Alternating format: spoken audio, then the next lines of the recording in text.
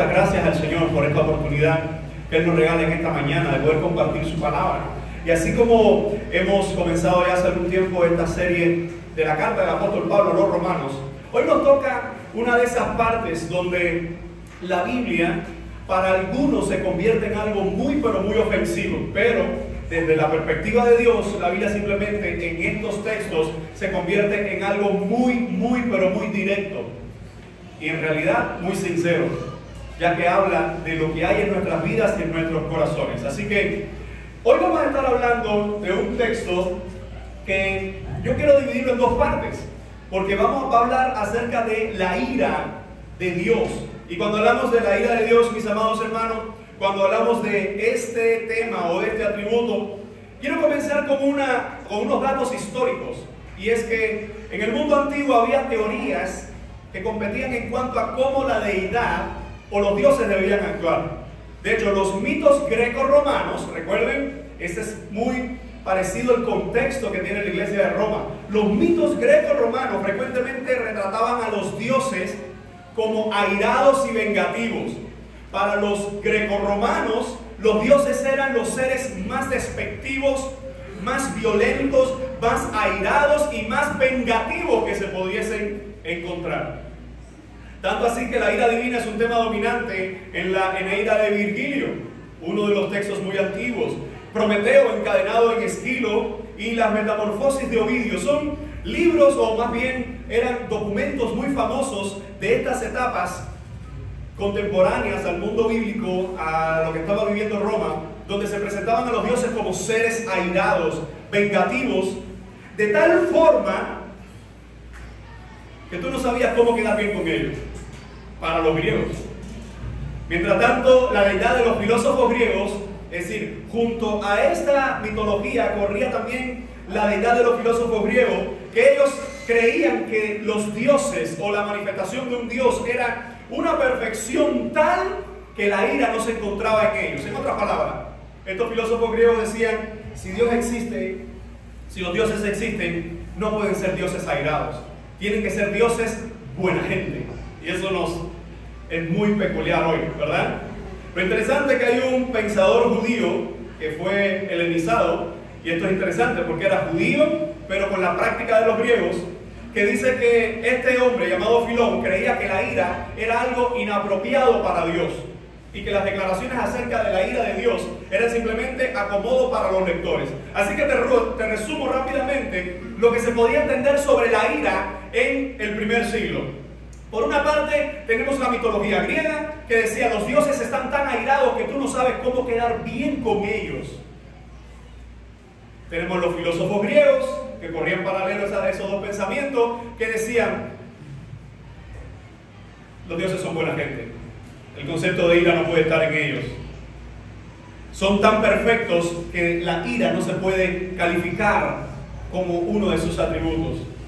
Y el otro pensamiento de un judío helenizado que fue muy famoso también en los primeros siglos, que cuando se habla de ira, no se puede negar que si se habla de ira en las escrituras, pero es algo simplemente para acomodarlo, pero no debe ser interpretado así. Hermano, esos tres pensamientos, estas tres ideas continúan hoy.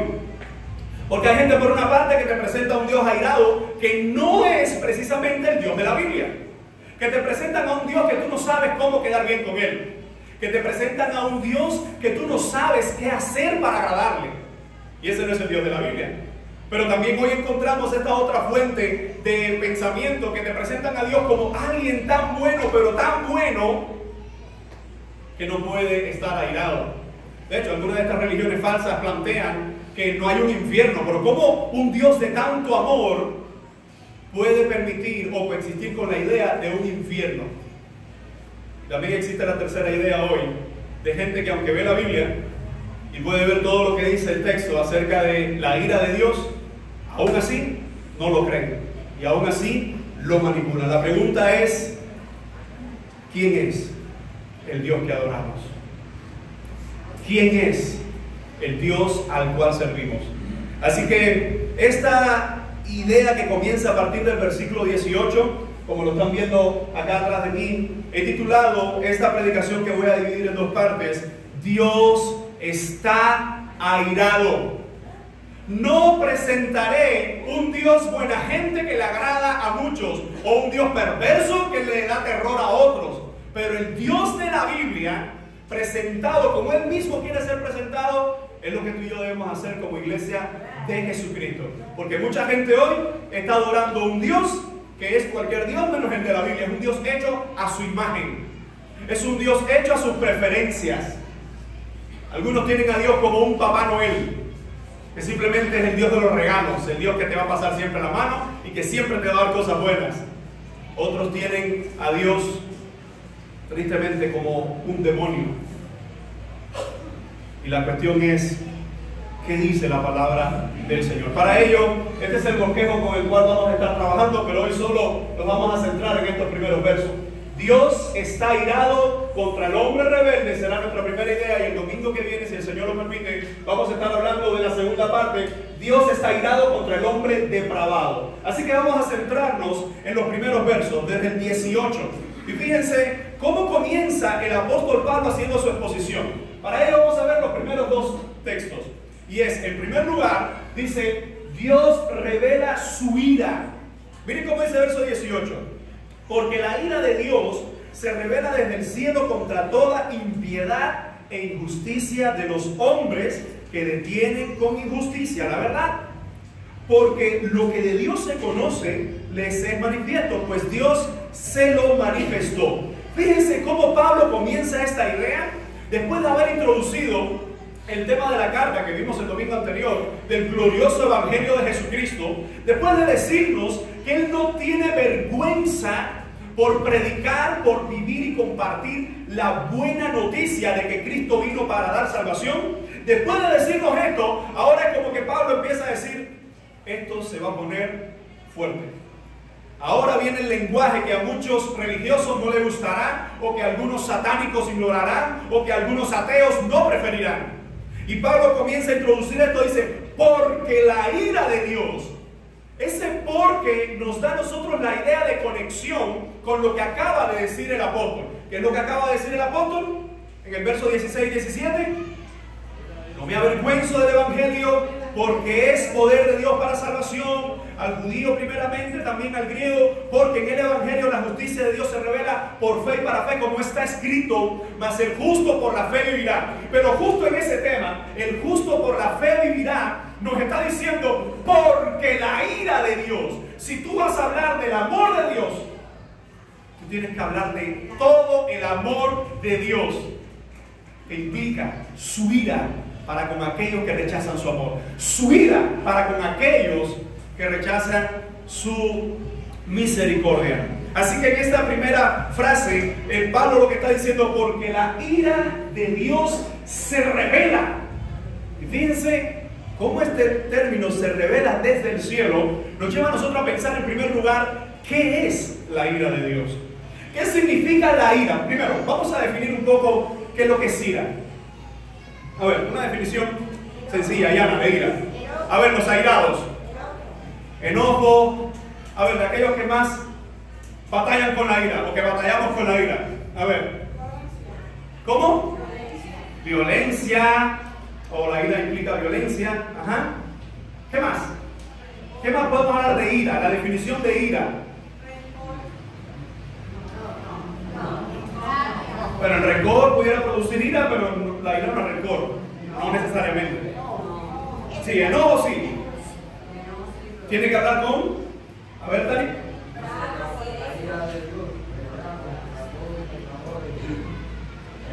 No te entendí bien, pero algo como que, quítate.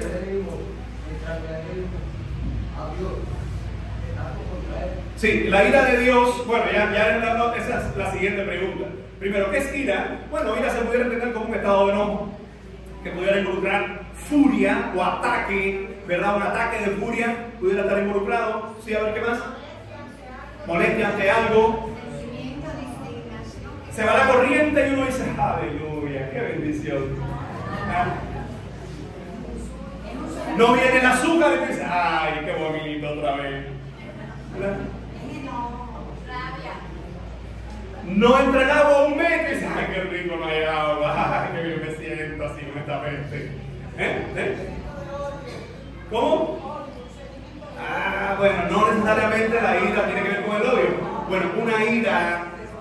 puede estar involucrada, pero no necesariamente. ¿Qué más? Pudiéramos hablar de ira. Bueno, de hecho, la palabra, a ver, sí, ahí está. Molestia. Ajá, molestia. ¿Pero tú estás molesta por algo? No te había dado oportunidad. Bueno, miren, hermano, cuando nosotros hablamos de ira, es cierto que hay varias palabras en el Nuevo Testamento para referirnos a ella, pero hay que hacer una diferencia entre la ira de Dios y la ira de los hombres. Si definimos la ira de los hombres, ¿cómo es la ira del hombre? Vamos, a ver, hable de usted su experiencia. Por ejemplo, la ira de nosotros no siempre es una ira justa. A veces es una ira injusta, ¿sí o no? ¿Por qué? Porque no tenemos toda la información o simplemente nos dejamos llevar por nuestros sentimientos negativos y reproducimos ese estado de ánimo contrario. Y después, cuando escuchamos toda la información, nos damos cuenta que nos airamos mal. Recuerdo hace algún tiempo me enojé tanto con Alice porque pensaba que ella me había escondido uno de mis cosas de trabajo de la computadora, era algo así, creo que era una memoria o algo así. Y yo la llamé, la regañé, la castigué. ¿Por qué tú tomaste eso? Y ella llorando me decía que no. Hermano, 5 minutos después abro mi mochila y ahí estaba aquella memoria. Evidentemente empecé a llorar y dije, Dios mío, perdóname, porque fui injusto.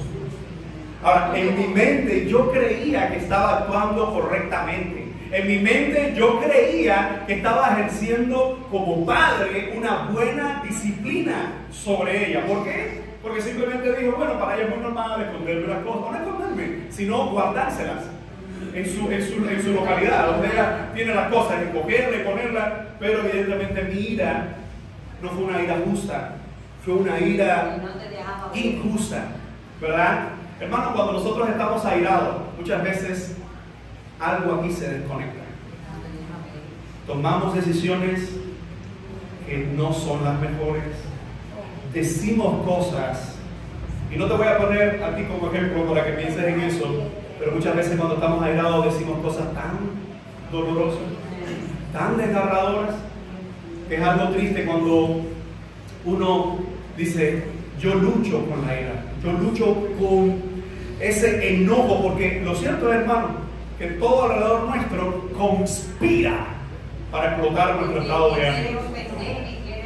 Ahora, hablemos un poco de la ira de Dios.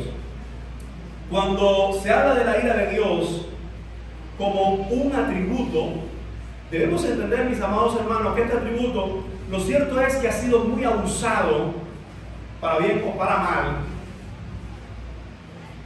o más para mal que para bien, pero ha sido muy abusado. ¿Por qué?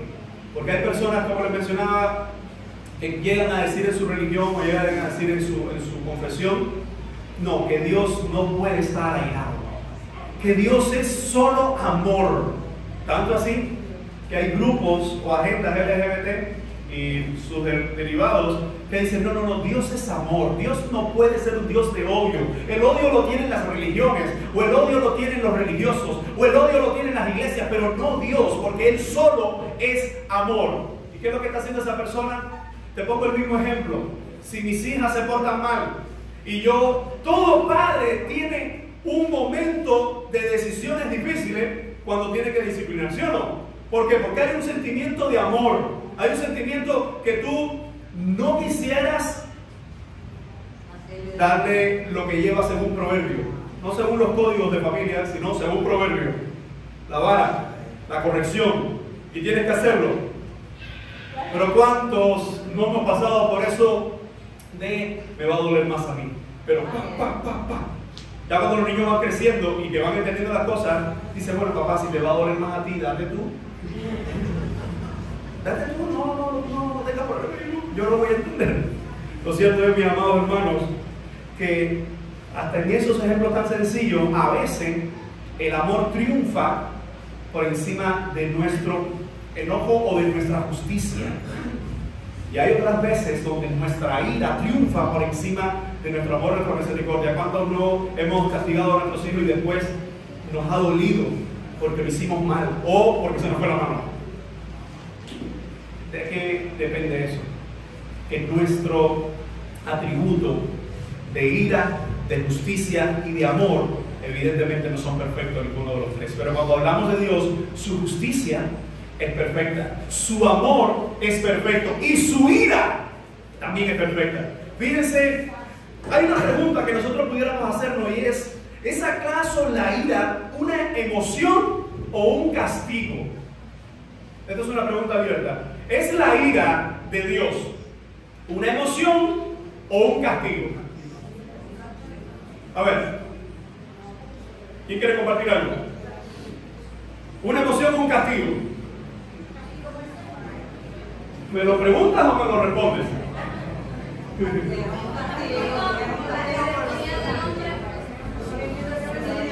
En Dios, ¿es una emoción o un castigo?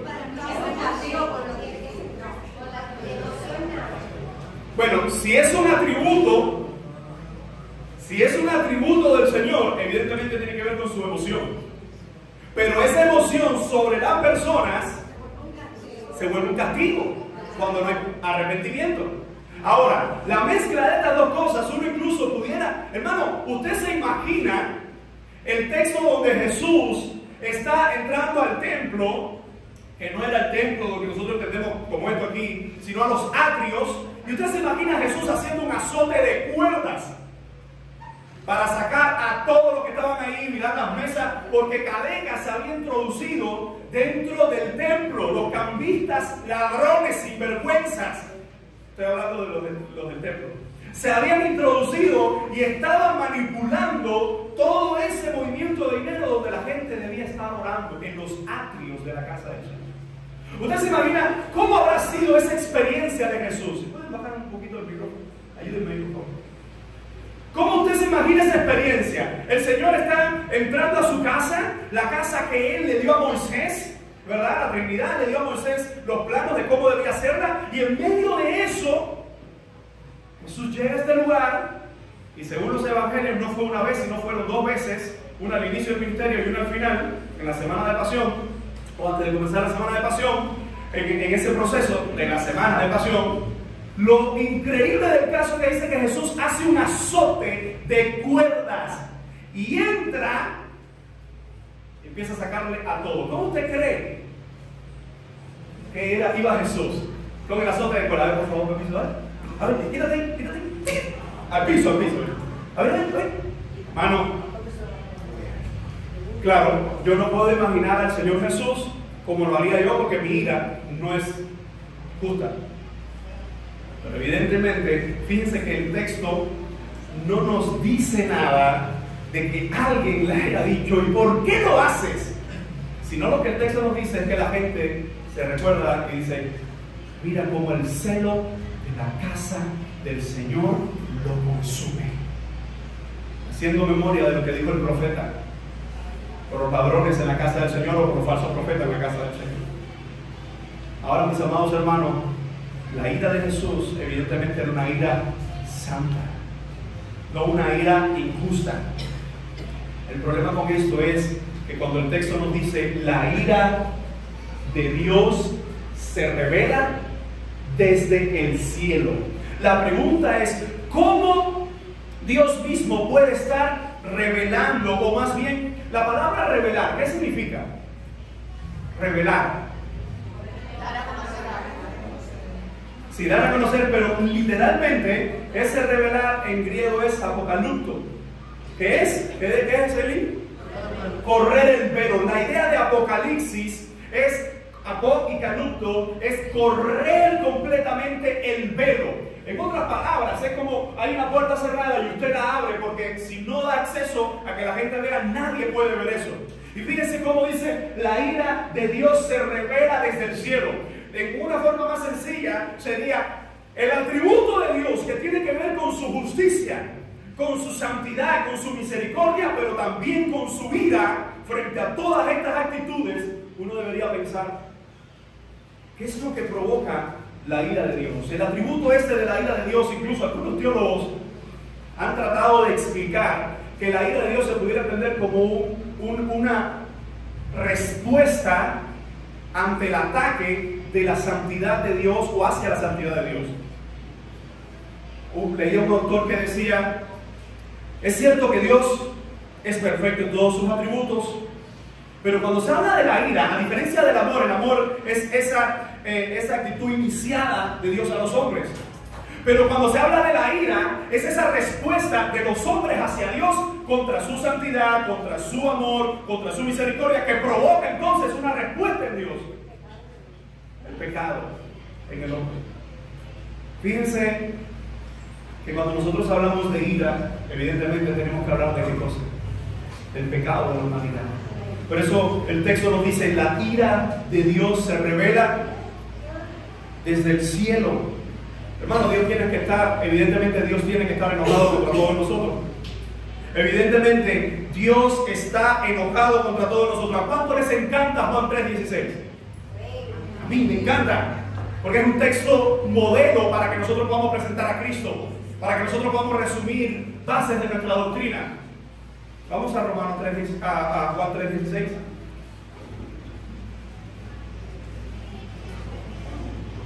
Estamos ahí, pero vamos a correr 20 versos más allá. Del 3:16, 20 versículos más allá. Vamos al 3:36. Dice Juan 3:36: el que cree en el Hijo tiene vida eterna, pero el que rehúsa creer en el Hijo no verá la vida, sino que la ira de Dios está sobre él. Juan 3:16, el más conocido. Juan 3:36, posiblemente el más ignorado. Dice: el que cree en el Hijo tiene vida eterna, pero el que rehúsa creer, la actitud de rehusar a creer, evidentemente, hermanos, porque se le ha dado la oportunidad. Evidentemente, esto nos está hablando de gente que está rechazando. ¿Rechazando qué? Rechazando a Cristo, rechazando su evangelio, rechazando su verdad. Y entonces el texto nos está diciendo: el que cree en el Hijo tiene vida, pero el que rehúsa creer en el Hijo no verá la vida, sino que la ira de Dios está sobre él. Nosotros no hemos entendido lo que es la ira de Dios. ¿Sabe por qué? Porque si muchos entendieran lo que verdaderamente es la ira de Dios, sus vidas fueran diferentes y coherentes con lo que es la ira de Dios. Te explico. ¿Cuántos recuerdan esos padres que cuando se decían tu nombre con tus dos apellidos, se había acabado el mundo? ¿Cuántos recuerdan esos padres que cuando buscaban el cinto específico y preparado para la disciplina, se te venía el mundo abajo? ¿Cuántos recordarán esos padres que una mirada no le decía nada a los que estaban alrededor, pero a ti te daba terror? Una sola mirada. Algo así como: dices, ay, ya, esto se echó a meter aquí, ya, esto se acabó. Ay, Señor, ay, acabé. Tanto así que todos dicen que la generación que nos antecedió o las generaciones pasadas respetaban a sus padres más que las presentes. Número uno, porque la disciplina de aquellos tiempos era una disciplina, yo no digo que todo era perfecta, pero evidentemente era algo que existía. Tanto así que los hijos conocían lo que era airar a papá o a mamá. Y por eso los hijos, es cierto que hacían sus maldades, pero también es cierto que se limitaban mucho más frente a mamá o papá. ¿Por qué digo que nosotros o mucha gente no entiende lo que verdaderamente es la ira de Dios? Hermanos, si nosotros creemos genuinamente lo que dice la palabra, que la ira de Dios se revela desde el cielo, nosotros debemos entender que la ira de Dios no es esa furia sin misericordia o esa furia injusta que puede mover nuestros sentimientos. De hecho, hay varias palabras en la Biblia para resumir el concepto de ira, pero casi todas ellas confluyen en la misma idea de que la ira de Dios es ese atributo que está en Él contra la maldad y contra el pecado. ¿Por qué razón? Porque Dios, que es justo y perfecto, no va a estar airado contra el que le ama. Yo sé que esto siempre ha provocado mucho debate de que Dios ama a todo el mundo. Bueno, yo creo que en Jesucristo Dios es capaz de amar a todo el mundo y darle una oportunidad a las personas para salvación. Pero lo que la Biblia dice exactamente es que Dios está irado contra los pecadores. De hecho, preparando este sermón, me detuve por algún tiempo a leer lo que se pudiera conocer como el sermón más famoso en los Estados Unidos del siglo XVIII. Y es algo así como Sinners in the Hands of the Angry God. Así mismo suena. Amén, amén. Pecadores en manos de un Dios airado. Jonathan Edwards nació en 1703, murió en 1758, solo 55 años de ministerio o de vida. Y cuenta la historia que este sermón tuvo un inicio, pero nunca se pudo concluir por las reacciones que causó. Pero ese sermón ya lo había predicado en su iglesia. Y le invitaron el 8 de julio de 1741 en la colonia británica de Enfield, en Connecticut. Dice que se escuchaban los gritos y la gente golpearse y decir: ¡no, que me muero! ¡Me voy al infierno! Mientras él estaba no pudo terminar su sermón. Pecadores hermanos de un Dios airado llegó a convertirse en uno de esos escándalos donde el Evangelio toma al pecador y le dice: eres tan miserable que no hay nada en ti que pueda agradar el corazón de Dios. ¿Y por qué digo que se convirtió en un escándalo? Hermanos, es un escándalo hoy, porque ese no es el Evangelio que estamos acostumbrados a ver hoy en muchos lugares. Alguien estaba haciendo una visita en estos días y alguien me decía, era de una persona enferma, no era de nuestra iglesia, y me decía esa persona: no, yo veo a fulana de tal. Me subió así una cosa así, pero como no era el tema ni el punto, yo estaba orando con la otra persona. ¿Qué usted cree? Bueno, no creo que me dijo algo como: ¿qué usted cree de ella? Ya todo el mundo debe saber por quién estamos hablando, las Yesenias y las no sé quién. Y a mí me encanta su predicación. Yo le miré, rostro es el rostro, ¿sabes? La expresión del gato. Que tú no sabes si está llorando, si está riendo, si está bravo, si está... Cambia la cara y se mira, tiene que estar... Pero ¿por qué a la gente le encanta todos estos predicadores de YouTube hoy, o todos estos predicadores que acomodan el Evangelio? ¿Por qué? Hermano, porque a mí tampoco me gusta que en la cara me digan que soy un pecador, que soy perverso, que soy impío, que estoy alejándome de Dios. A mí no me gusta que me digan eso. Que mi vida de oración todavía puede ser más conectada con Él, que mi vida de devoción, que mi práctica de oración y lo que predico tiene que estar siempre relacionado con lo que estoy haciendo fuera del púlpito. Pues aquel sermón del siglo XVIII de Jonathan Edwards dice que, sin proponérselo, provocó uno de los grandes despertares de los Estados Unidos, donde la gente dijo: prediquemos a Cristo y no al Cristo que está satisfaciendo muchos corazones y enviando a la gente al infierno. Amados hermanos, la ira de Dios, ¿contra qué se revela? ¿Contra qué se descubre? Contra toda impiedad e injusticia. La idea de impiedad y la idea de injusticia, yo espero que está esclarecida. ¿Por qué? Por el pecado del hombre. ¿Te has dado cuenta que la persona, piensa por un momento, la persona más santa que tú hayas conocido, la persona más piadosa, la persona que tú digas es un verdadero creyente, es alguien que ama a Dios? Y pregúntale a esa persona si se ve así. Si verdaderamente esa persona tiene la mitad de los atributos o las calificaciones que tú tienes de esa persona, si esa persona verdaderamente tiene la mitad de eso, de que es piadosa, de que verdaderamente ama a Dios, te dirá esto: yo no me veo así. Yo no me veo como tú me ves. Porque si esa persona dice: no, sí, yo también me veo así, sí, me he dado cuenta que en el cielo la gente me mira de reojo, mira qué bueno. Así hay mucha gente que ha cambiado el Evangelio de tal forma, de tal magnitud, que la ira de Dios no entra en su concepto de religión.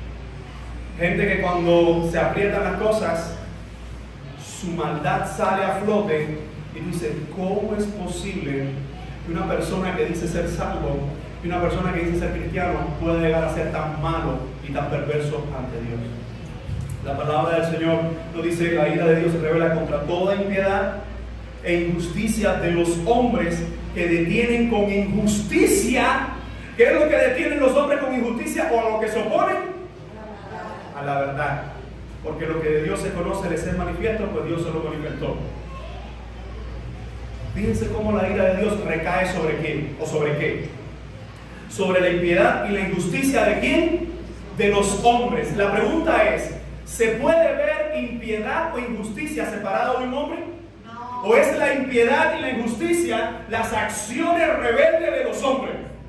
Por eso, hermano, que yo no puedo decir Dios ama al pecador, lo que odia es el pecado. Eso suena bien.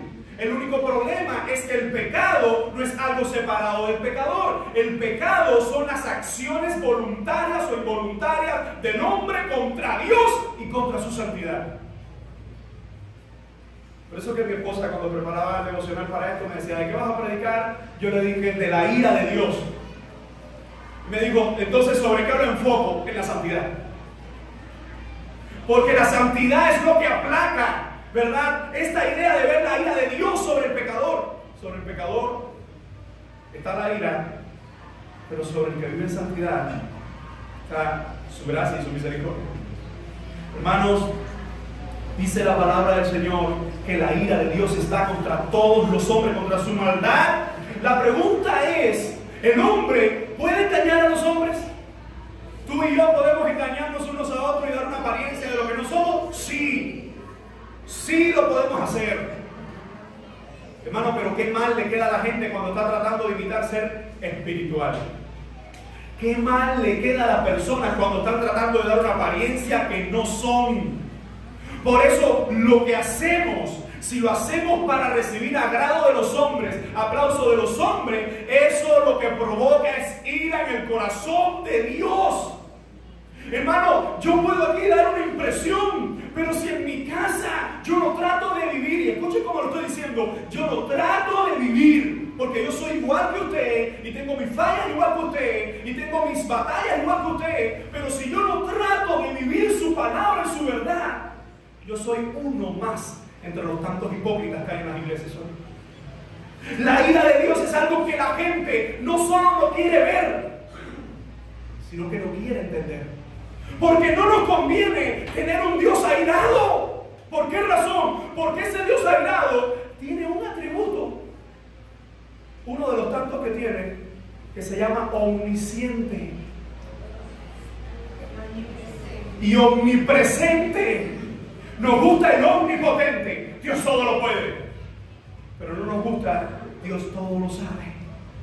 Pero no nos gusta en ocasiones Dios todo lo ve. Usted prende su teléfono y usted se imagina prendiendo su teléfono, sale Dios. Te estoy mirando.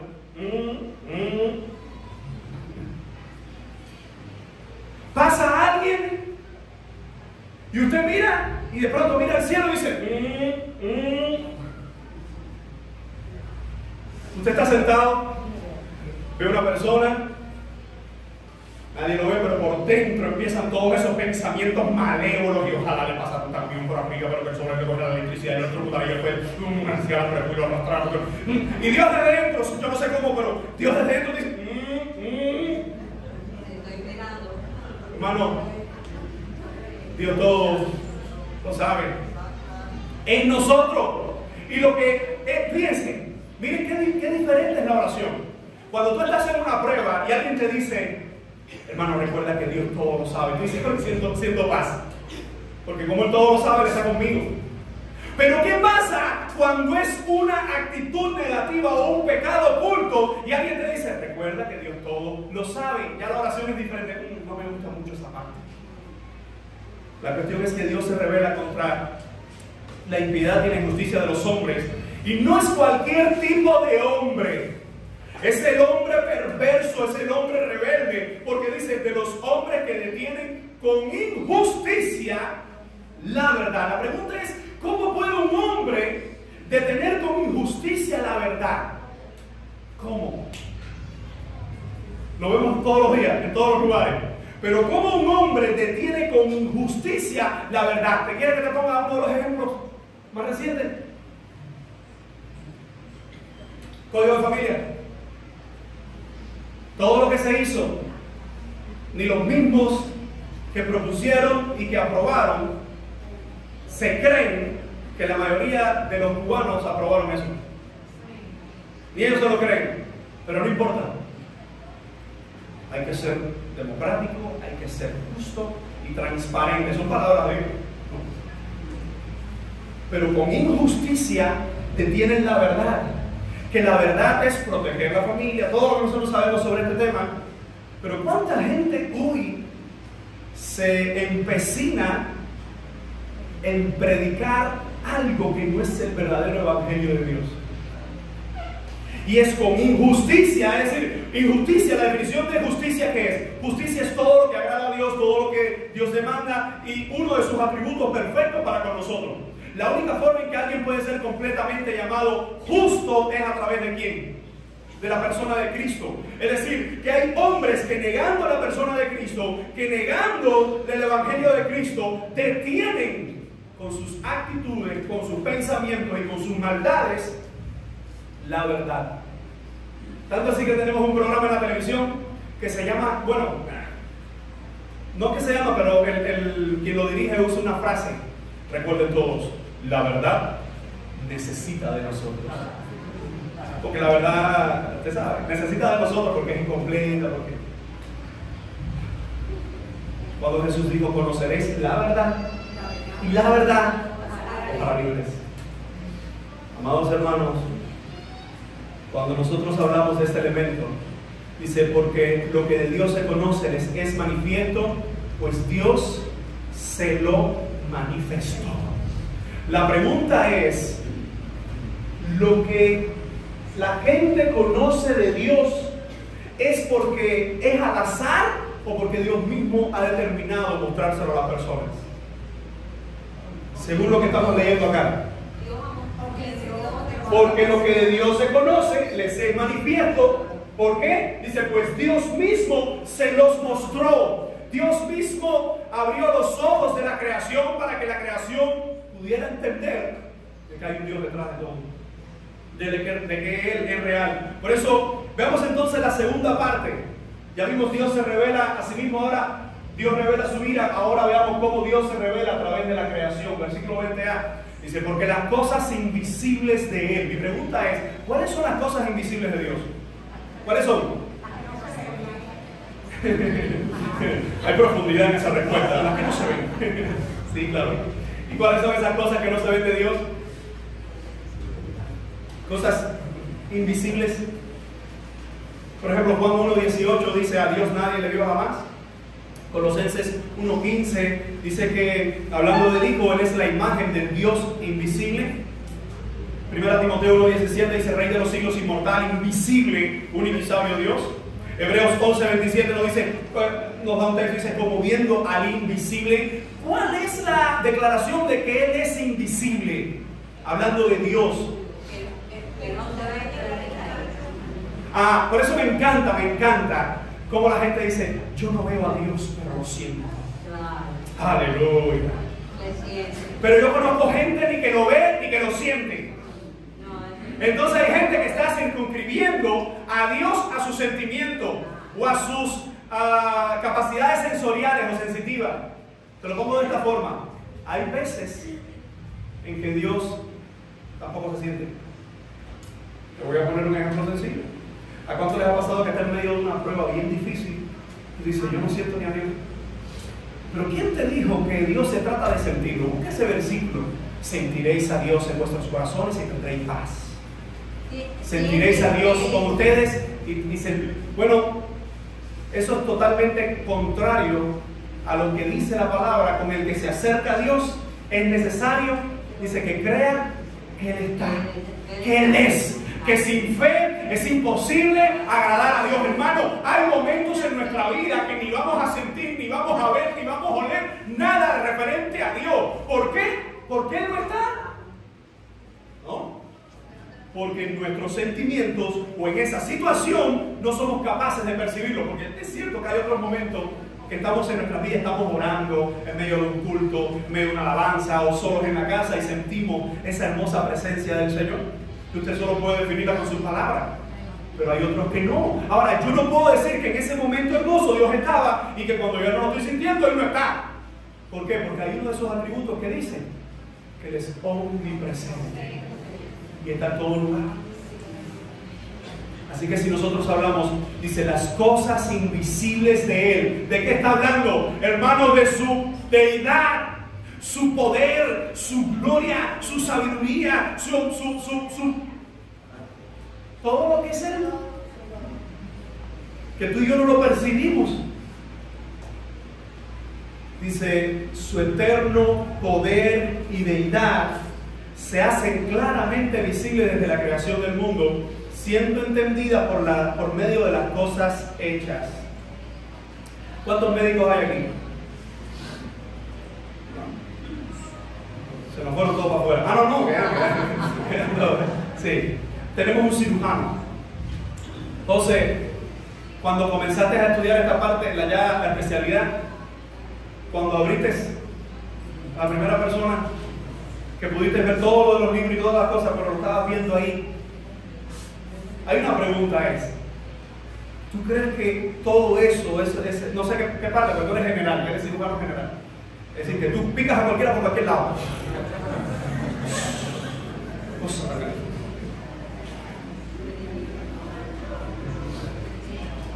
Cuando ves el cuerpo humano desde dentro y no desde una foto, la pregunta es, ¿puede eso haber sido haber sido desarrollado o creado de la nada?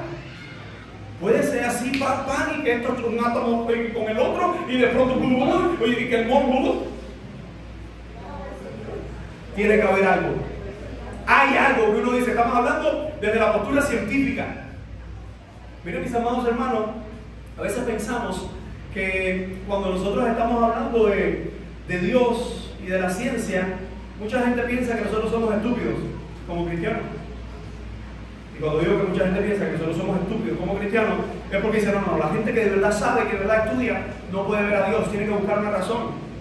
Bueno, yo te voy a mencionar rápidamente algunos nombres, como Nicolás Copérnico, como Galileo Galilei, como Johannes Kepler, como Isaac Newton, como John Dalton, como Gregor Mendel, como Georges Lemaitre, Lejeune Geron, Francis Collins, ya este es más reciente. Hermano, esta gente está considerado entre los cerebros más brillantes a lo largo de la historia. ¿Sabe qué unía a cada uno de estos cerebros brillantes? Que muchos de ellos en sus inicios no eran creyentes. Y algunos de ellos, un gran número de ellos, faltan muchos en esta lista, buscando cómo rebatir o cómo entender la ciencia y los misterios, se encontraron a Dios.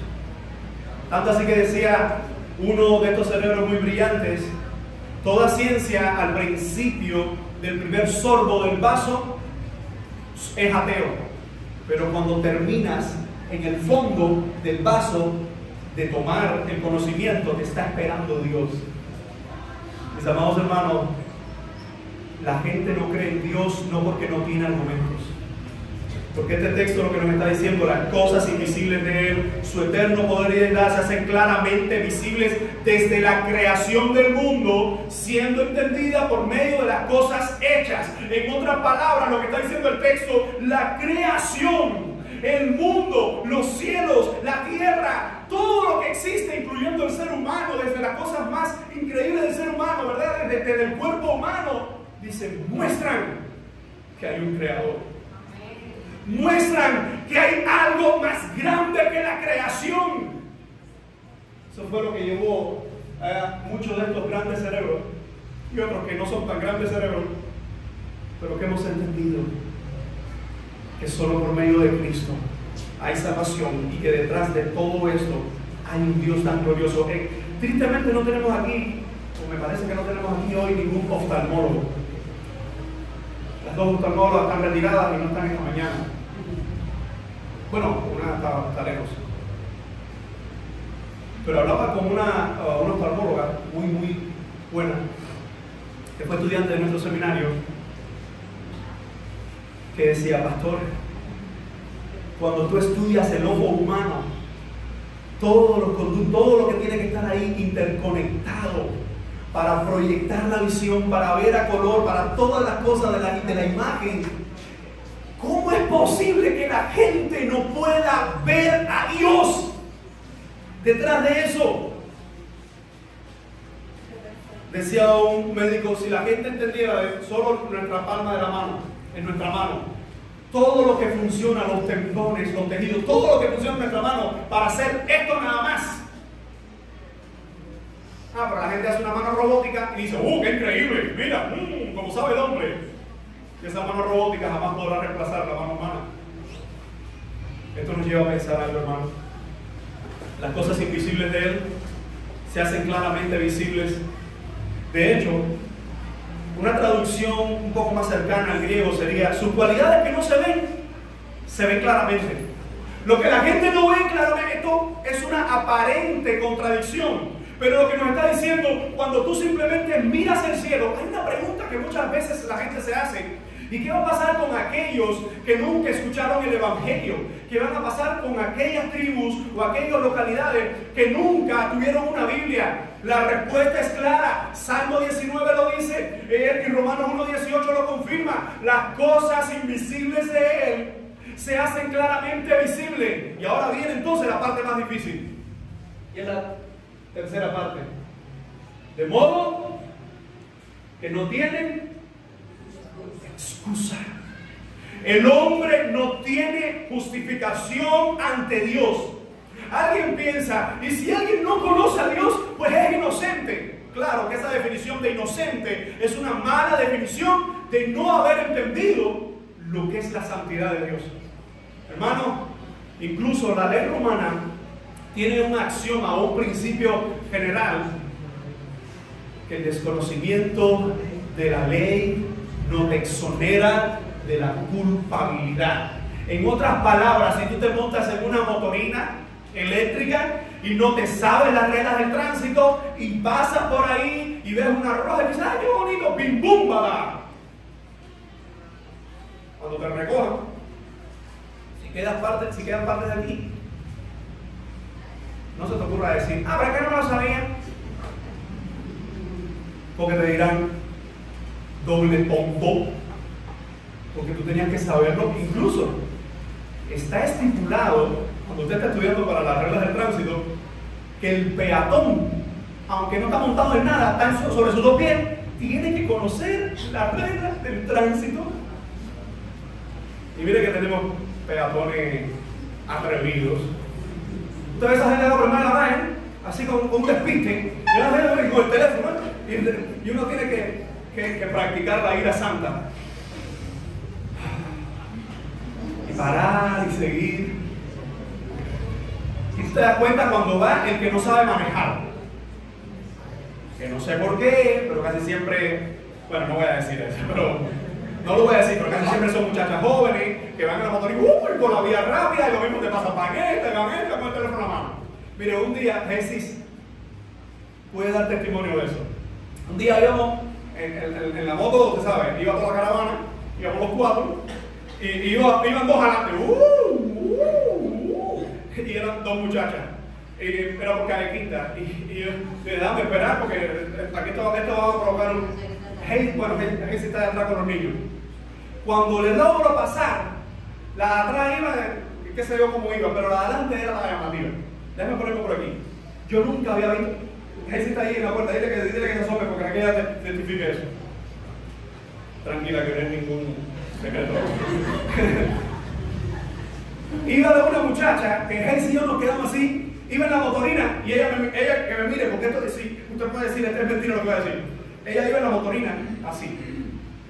O un teléfono aquí, el pie así y así manejando. ¿Sí o no? ¿Sí o no? Iba así, nosotros dijimos, no, ya lo vi todo. Ya lo vi todo. A ver, ¿usted entiende que ir así? Creo que el acelerador, bueno, iba con el acelerador lo único, y el otro teléfono aquí hablando con la atrás.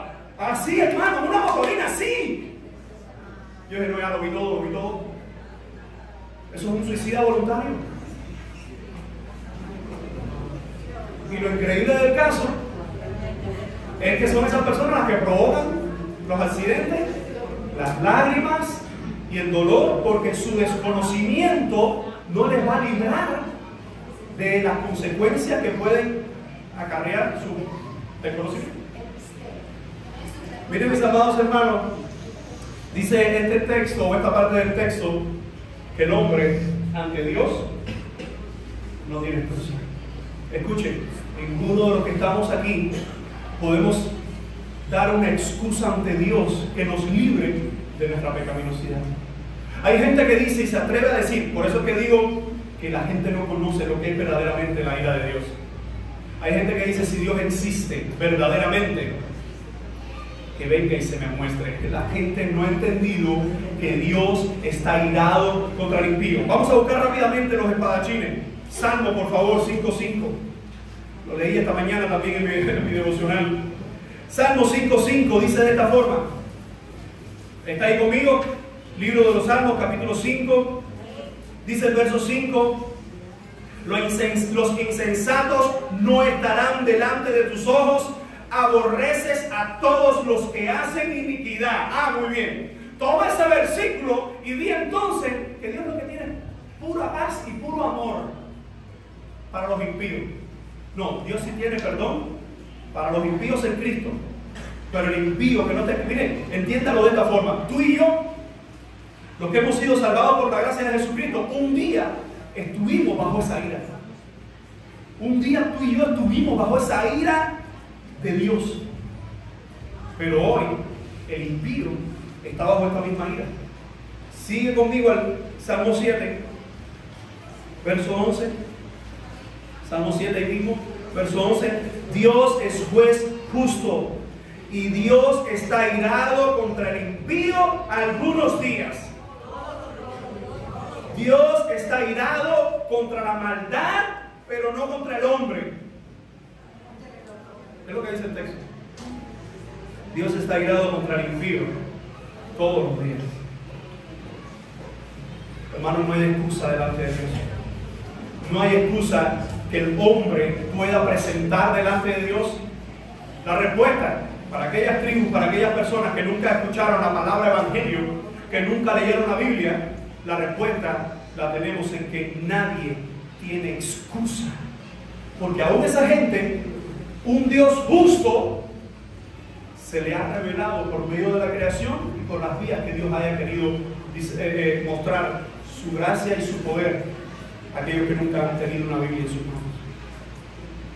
La cuestión con estas cosas, hermanos, es: esto debería ser una frase para el mundo del terror. Dios está airado. Hermano, por eso es que tenemos que siempre, y lo decimos, tenemos que siempre filtrar lo que estamos publicando, compartiendo. Te voy a poner un ejemplo. Hay veces que usted ve una noticia y no sé qué está pasando esto, no la compartas. Espera, lee, pregunta, busca en el buscador de internet y pon esa misma noticia así, el encabezado, muere no sé cuánta gente, y escribe. Cuando no ves ninguna referencia, es falso.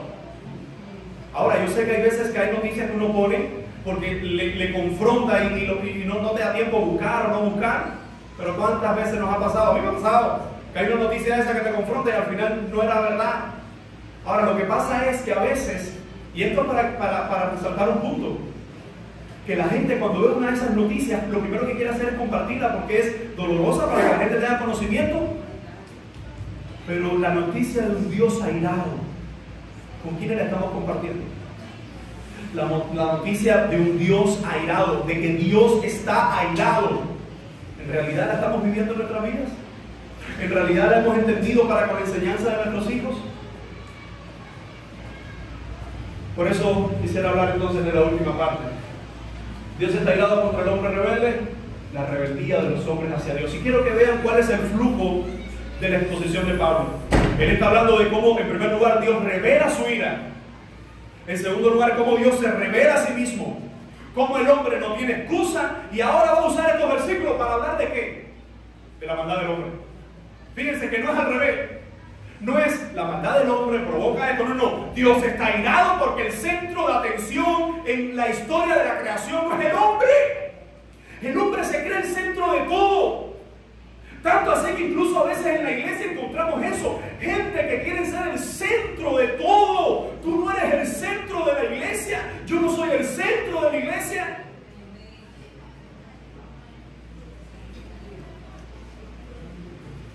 Esa es una nueva, bueno, no es nueva porque es bien antiguo, corriente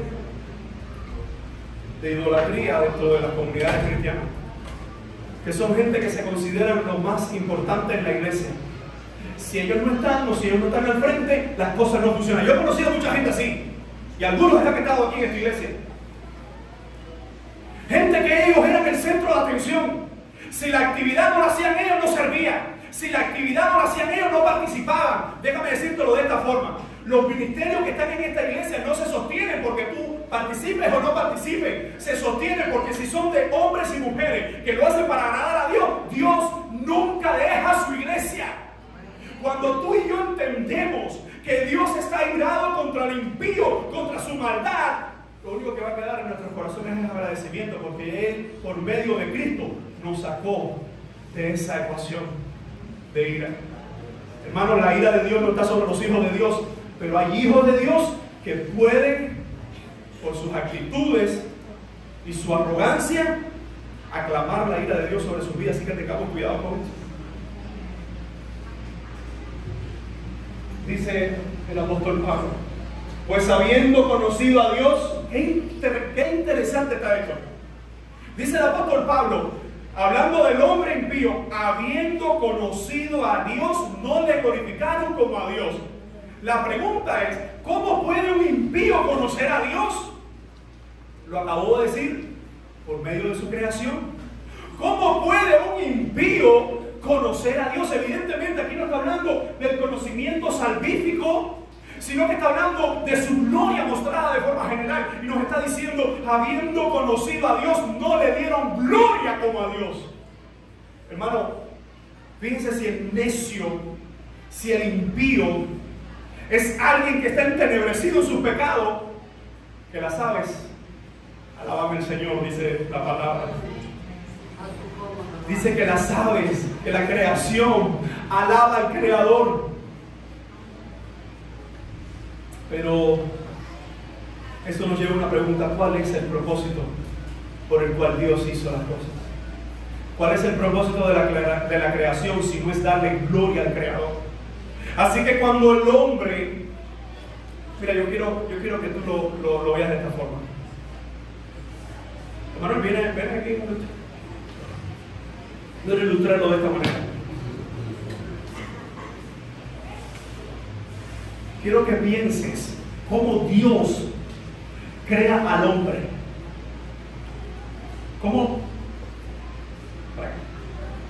¿Cómo Dios crea al hombre? El hombre sin Dios, sin el Creador, ¿verdad? Estoy haciendo esta imagen del Creador. El hombre sin el Creador, ¿qué es? ¿O qué era? Nada. Porque incluso siendo formado de la tierra, fue hasta que Dios puso aliento de vida en él, que él fue un alma viva.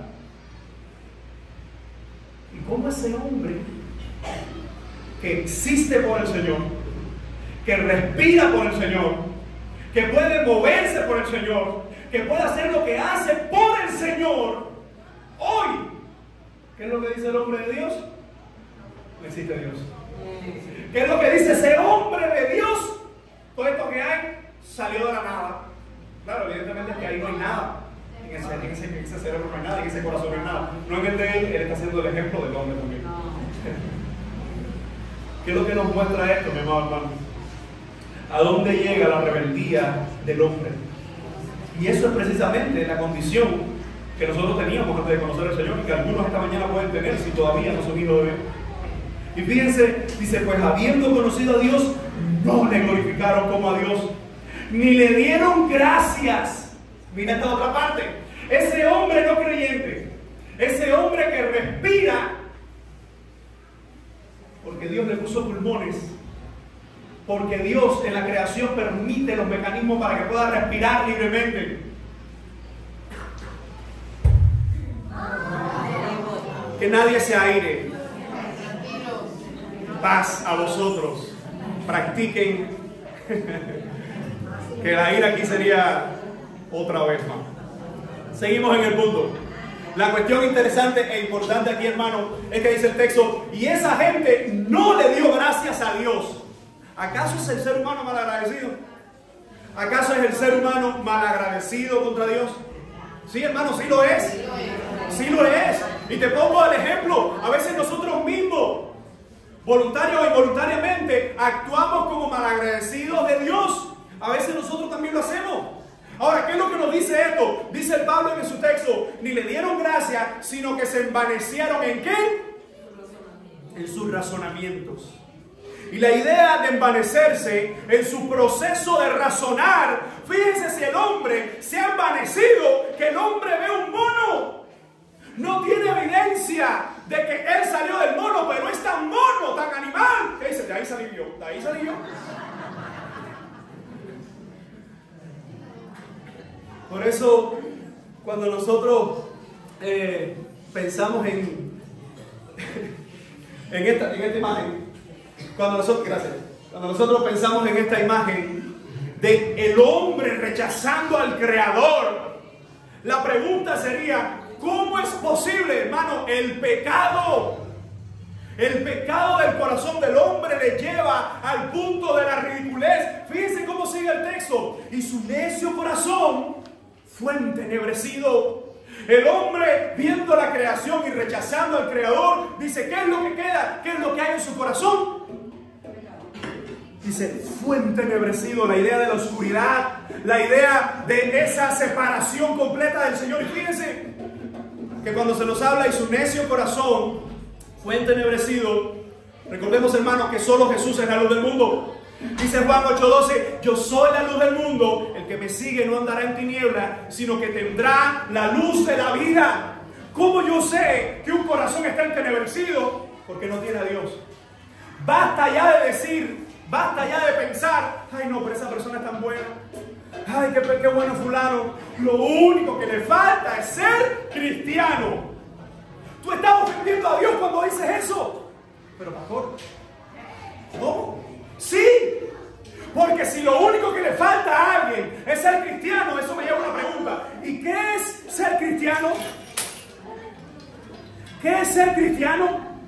Ser cristiano es cuando alguien entiende por medio del Evangelio, por su gracia, que hay un Salvador, que hay perdón para el pecado y que la gloria de nuestra vida solo puede ser dada a Él. Eso es ser cristiano. Alguien que reconoce a Dios, alguien que ama a Dios, alguien que vive para Dios. Y cuando alguien no es creyente, es alguien que está ofendiendo a Dios con su respiración. Porque hay un solo creador. Porque Cristo vino a la cruz para dar perdón.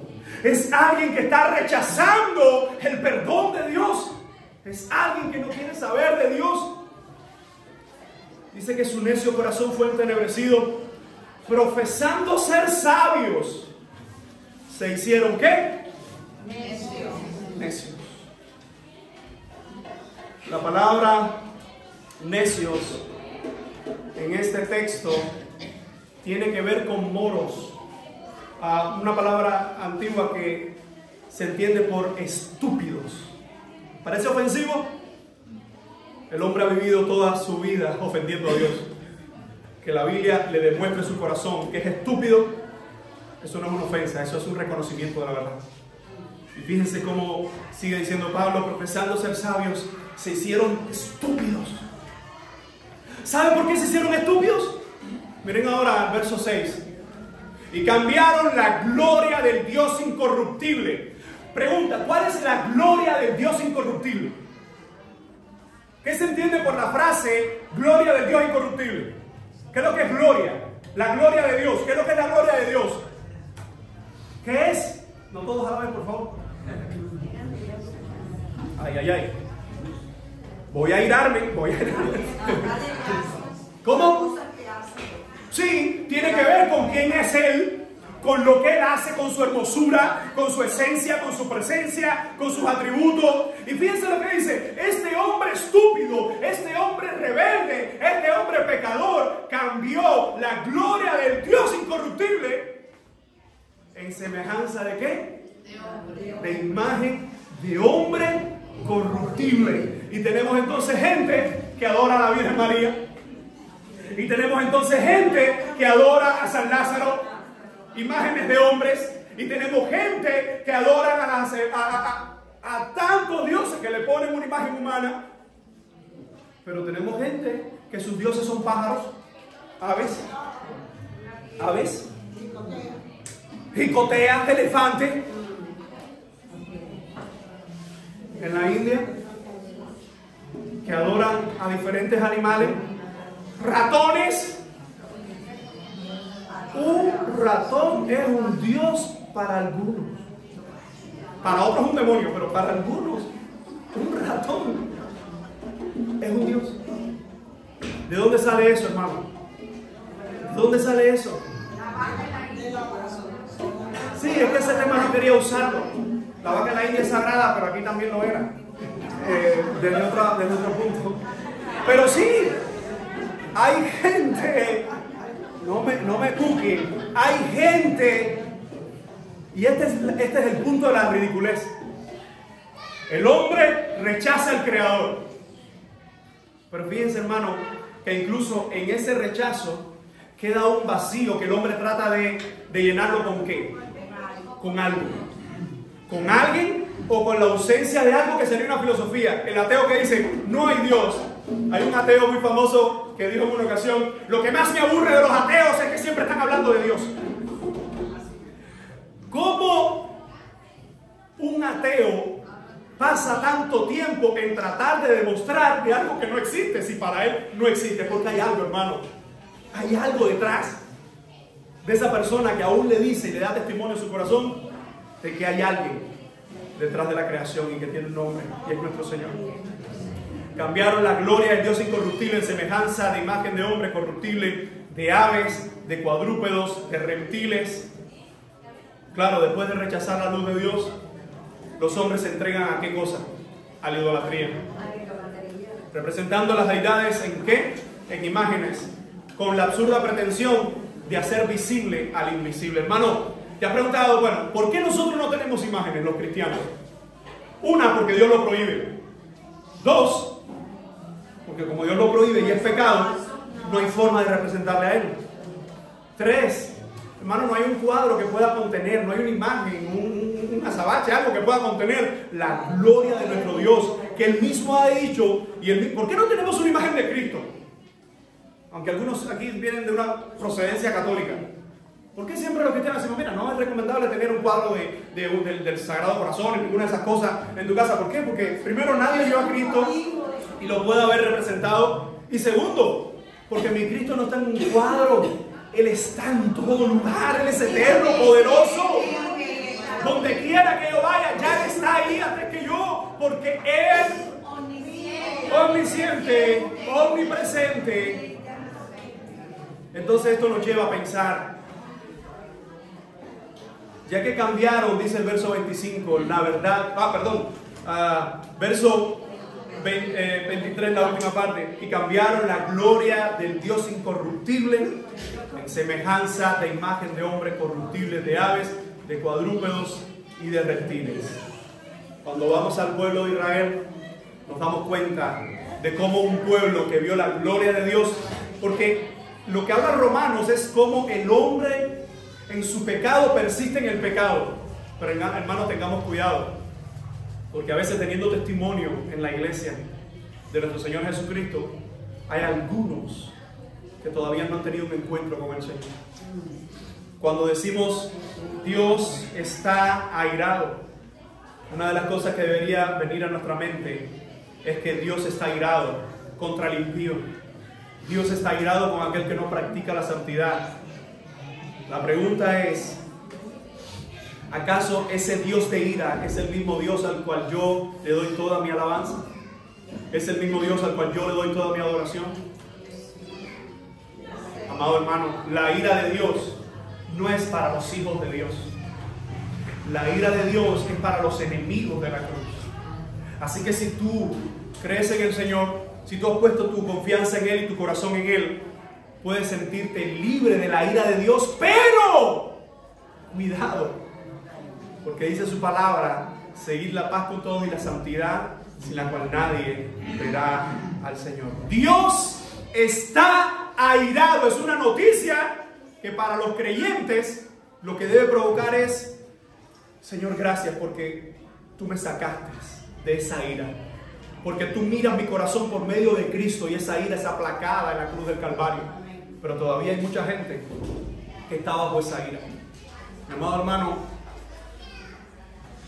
entendamos que la santidad es aquello que Dios demanda en nuestras vidas, y que el hombre no solo es malagradecido, no solo es rebelde, sino que el hombre será condenado eternamente en el infierno. La pregunta es: ¿qué entiendo yo desde mi actitud y mi vida en cuanto a esa frase, Dios está airado? ¿Es contra mí o ya yo no estoy bajo esa ira? Vamos a orar. Señor, te damos gracias por tu palabra, gracias por tu verdad y gracias por tu evangelio. Te pedimos que seas en medio nuestro. Te rogamos, Señor, que si hay alguien que está bajo tu ira esta mañana en este lugar, que no te conoce, que no es salvo, que está practicando el pecado, te rogamos que seas en su corazón, porque tu Espíritu trae convencimiento, tu Espíritu trae restauración, tu Espíritu trae vida eterna. Para todos aquellos que somos tus hijos y sabemos que no estamos bajo tu ira, pero que estamos peleando contra el pecado, darnos fuerzas para agradarte con todo lo que somos, porque nadie podrá escapar de tu ira si no es por medio de Jesucristo y tu perdón, Señor.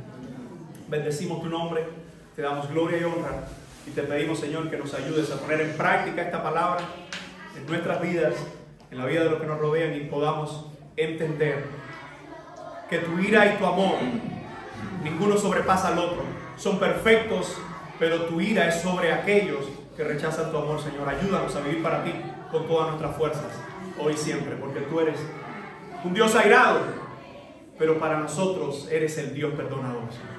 Bendecimos tu nombre y te damos gloria y te decimos en el nombre de Jesús. Amén.